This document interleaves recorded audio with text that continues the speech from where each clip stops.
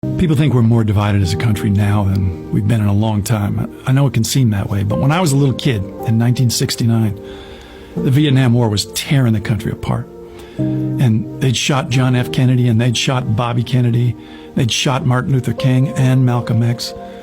And there was the Manson family and the Zodiac killer, and it just felt like the whole country had lost its mind.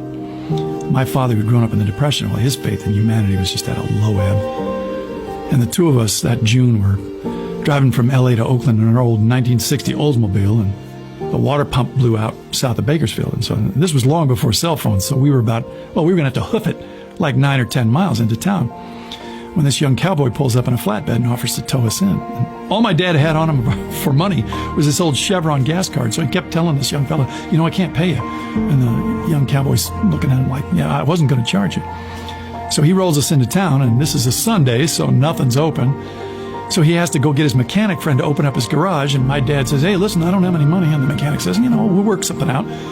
And then they all realize they don't have the actual part, so now they got to go roust out the local auto parts store owner, and they bring him down. And my father's like, okay, we need to talk about how this is all going to get settled, because he just couldn't imagine anybody being this trusting about the money.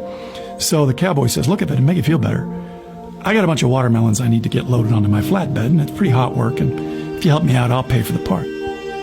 So next thing you know, we're all unloading watermelons from inside a rail car, and that's about 140 degrees. And 90 minutes later, we are soaked in sweat, and up rolls the car, just run like a top.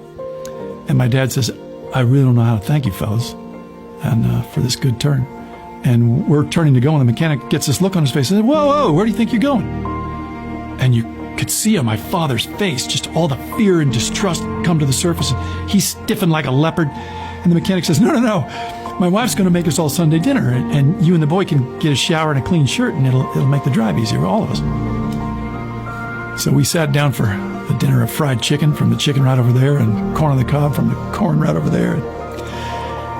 Man, I got to tell you, we'll never have a meal that good ever again. And my dad didn't say maybe 3 words the whole drive, but when we got home, I got into bed, and I was just about to turn off a light, and he stops in the doorway, and he says to me, no matter what you see in the movies or on TV or you read in the papers, you listen to me. That's how people really are. And about a month later, Neil Armstrong walked on the moon. So, keep the faith.